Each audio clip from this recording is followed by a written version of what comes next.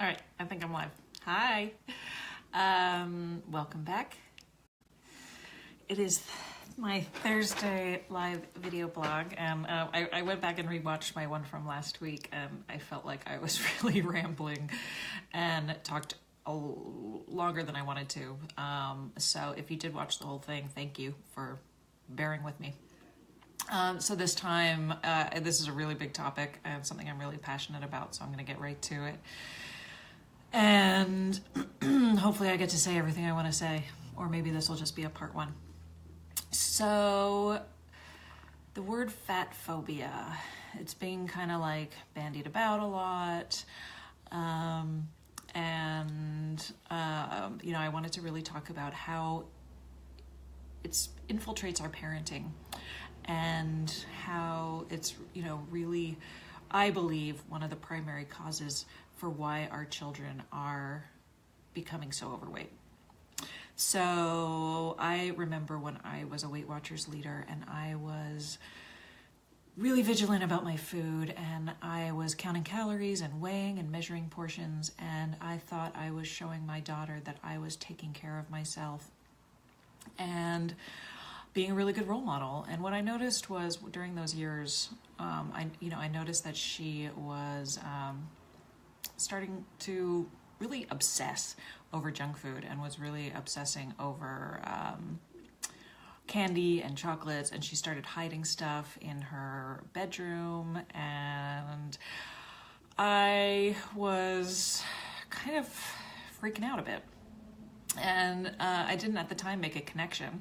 Mostly I was just afraid of the fact that my daughter was hiding candy and I wasn't being able to closely monitor her food, and I was worried she was going to get fat.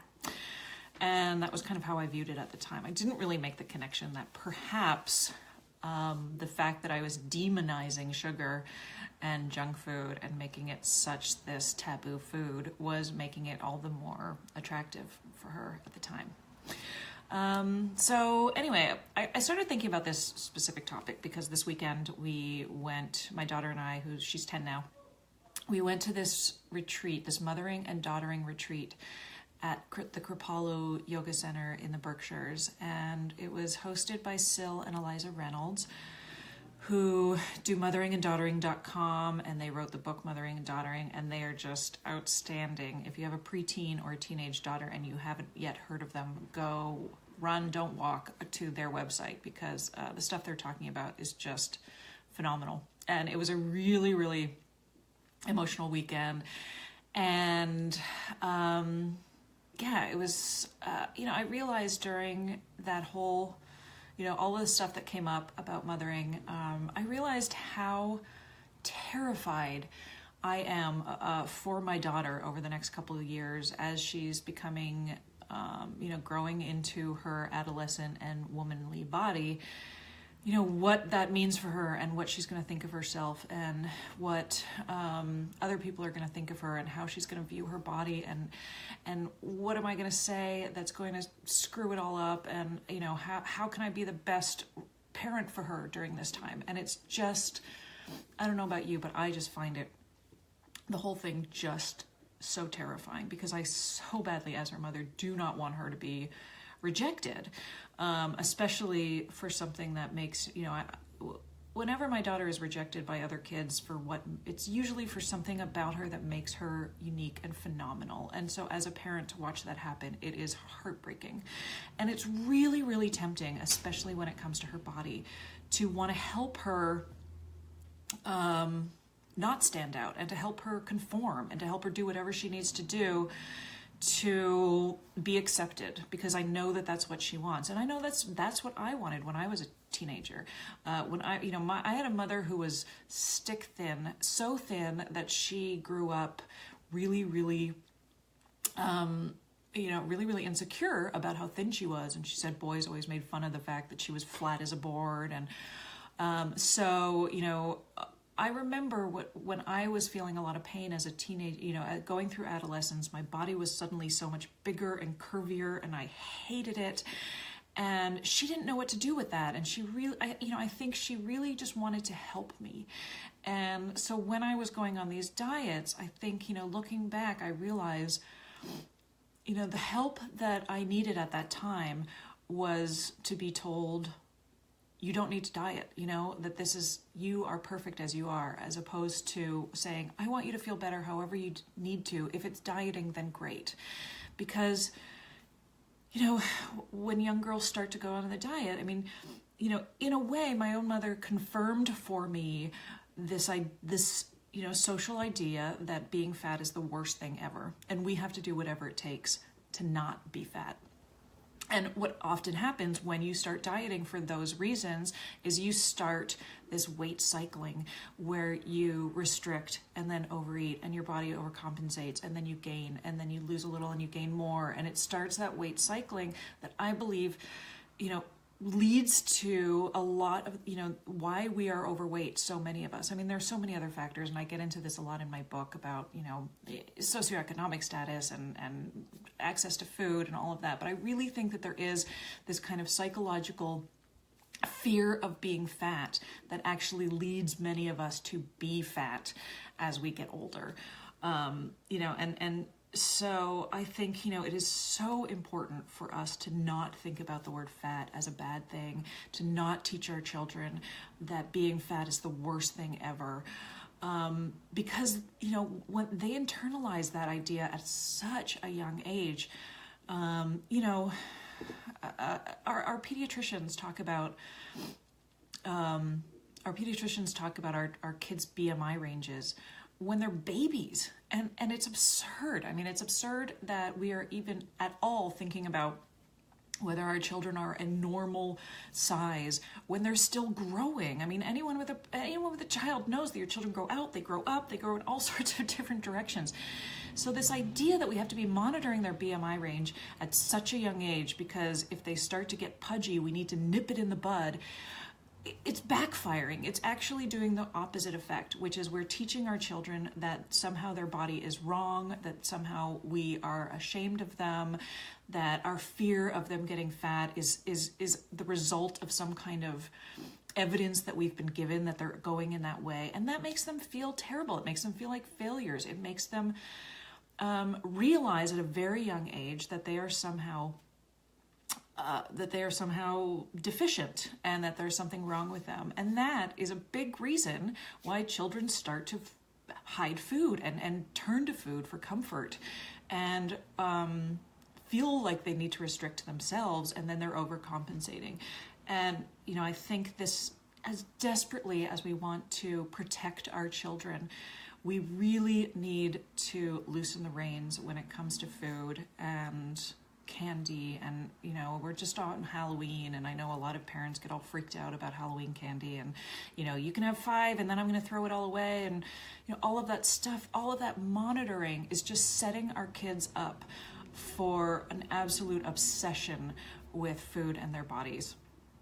My daughter now is sort of going through the early stages of puberty, and she's really packing on what is called kind of this this like inner tube around her waist. And not all girls get it, but some do. And it's really your body, it's a very natural way in which your body is storing up estrogen as you're preparing to sort of have your growth spurt. And sometimes I look at it and I think, what am I supposed to do? How am I supposed to address this with her? Because on the one hand, I want to go to her and I want to say, this is totally normal. She hasn't said anything to me, by the way.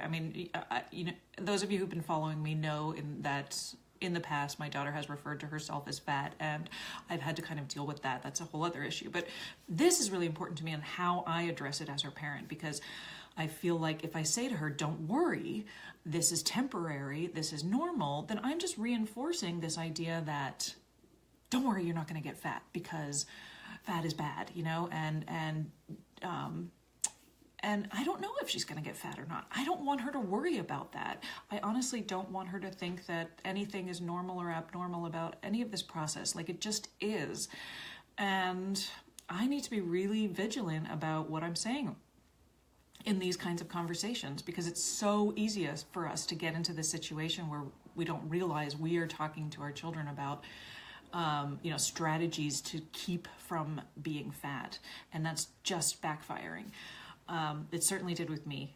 So, I think about this Girl Scouts article that I came across a couple months ago that was also addressing this idea of like, what do you do when your daughter says I'm fat?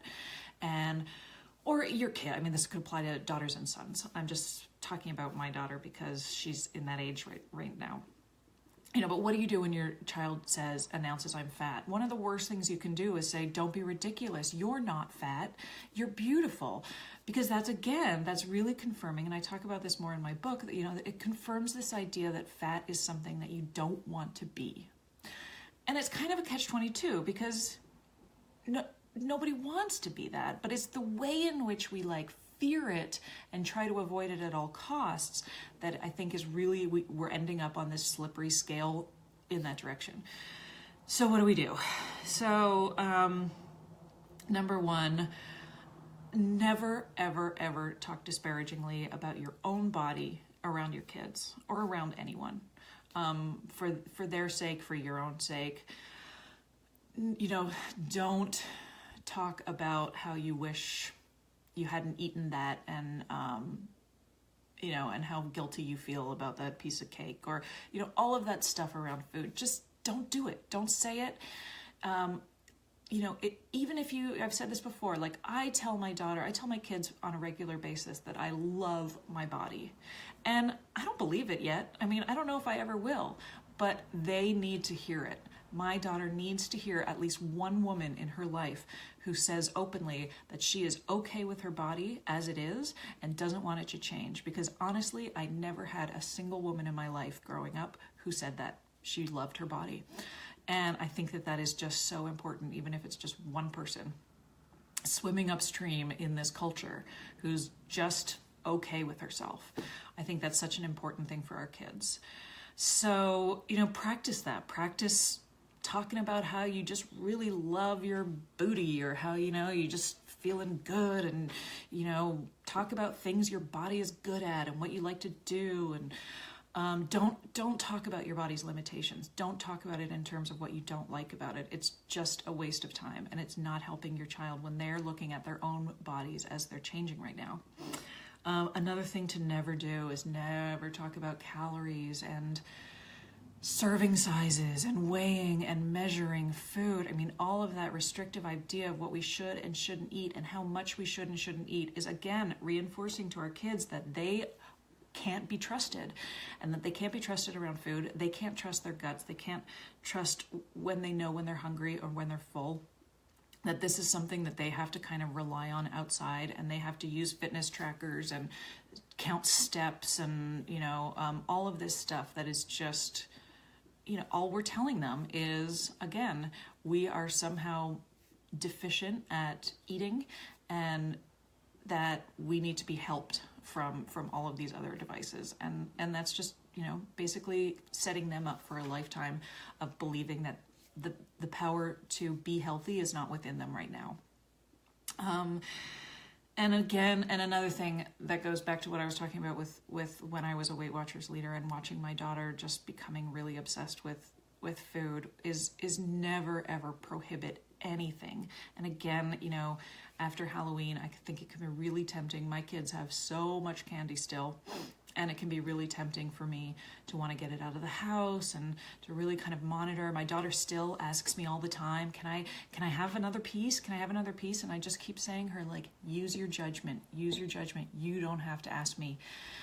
And, I don't do that with my 6-year-old. With my 6-year-old, he, usually he'll ask me for a piece of candy and I say, sure. But he's also young enough that he is pretty good at monitoring himself already. He doesn't feel shame or confusion around food yet. So he stops himself when he's ready, and usually it's after 1 or 2. But I see my daughter really sort of conflicted about whether she should have another one. And I don't ever want her to feel that way, because she needs to relearn how to trust her own body. And we had an interesting experience at Kripalu. It's kind of a buffet style mealtime, and I was watching my daughter. I didn't say anything about what my daughter was or wasn't eating, and she was picking a lot of carbs that she usually does, toast and jam, and you know, sometimes I would look at her plate and just be like, oh my goodness, what are you doing? And thinking like, everybody must think I'm such a terrible parent because this is how my kid eats and I'm not forcing her to eat stuff, you know. But by dinner time, she was picking her own vegetables and putting them on her plate, which is something she never would have done before, because I was always, you know, forcing the vegetables. And there have been so many studies done, especially by Ellen Satter, who talks about the fact that vegetables, you know, that when you give your child a large range of variety of foods, they pick the right nutritional foods for themselves. And sometimes it doesn't seem that way. As parents, we like totally fret about whether our kids are too skinny or whether our kids are too fat, or why does it feel like they've only eaten carbs and fruit and Cheerios for a week. But, you know, we need to just relax and have faith in the fact that our kids know how to eat. They know how to eat from the day they're born, when they're rooting around for the breast. Like, they know, and we need to give that power back to them, and we need to give it back to ourselves. And it can be relearned totally.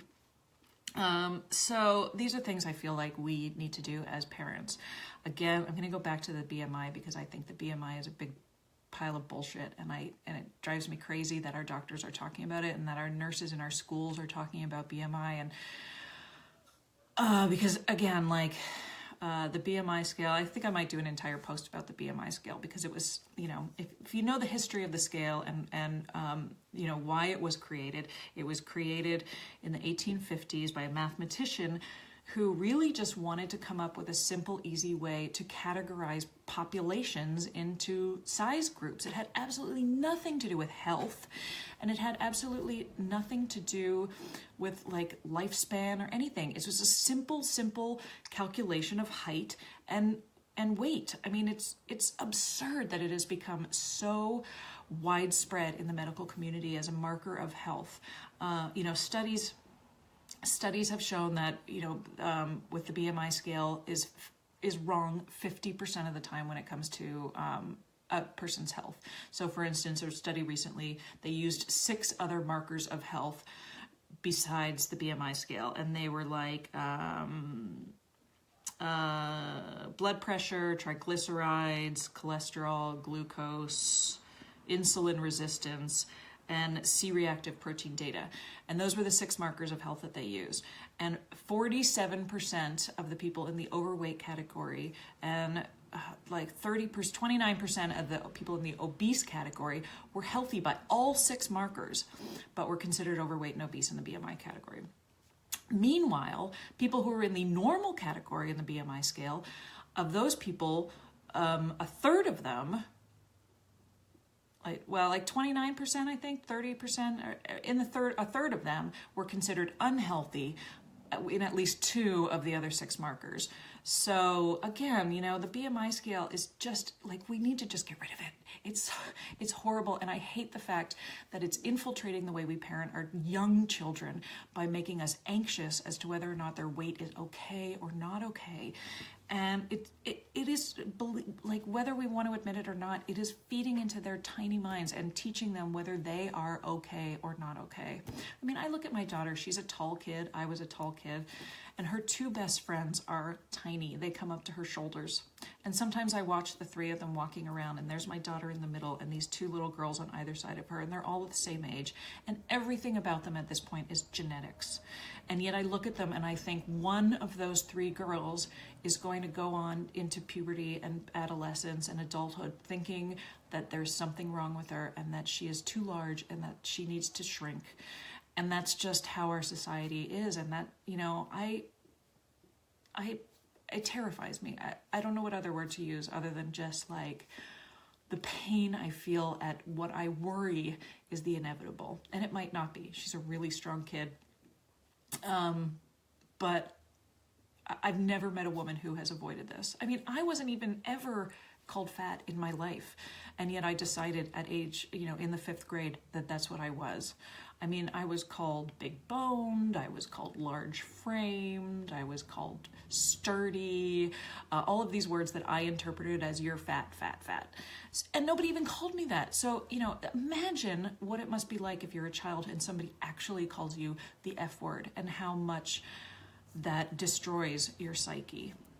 So rather than feeling like I have to protect my child from being called that word by avoiding it by all means necessary, we really have to teach each other and ourselves that there's nothing wrong with that word. And if somebody's called that word, it's just like being called tall or funny or loud, that these are just judgmentless descriptions of who we are.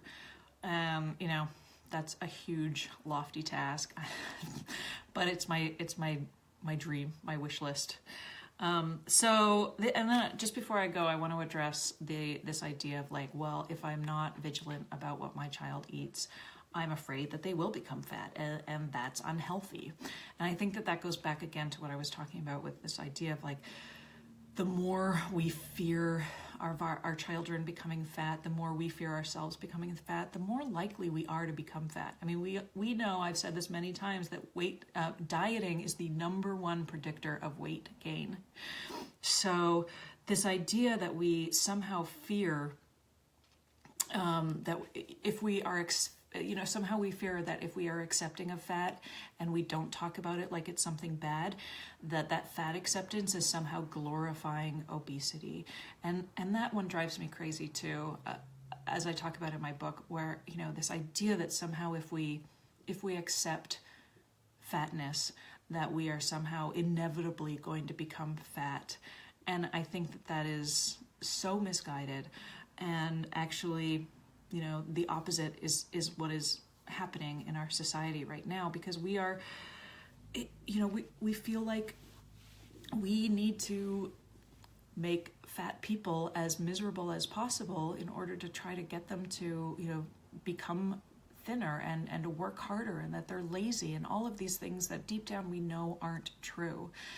Somehow we feel like if we were to actually accept fat people and accept, and recognize them in society as being healthy individuals, that's somehow going to make them even fatter. And this idea that they don't deserve to be happy, or that somehow happiness is going to make them fatter is absurd. I mean, what is happening right now is that there's miserable, outcasted people who hate themselves and are filled with self-loathing. And, those are the things that are going to make people turn to abusing themselves with food, or just soothing themselves with food. So, I mean, I just feel like we have this whole thing backwards when it comes to our kids. So, again, what do I want to say?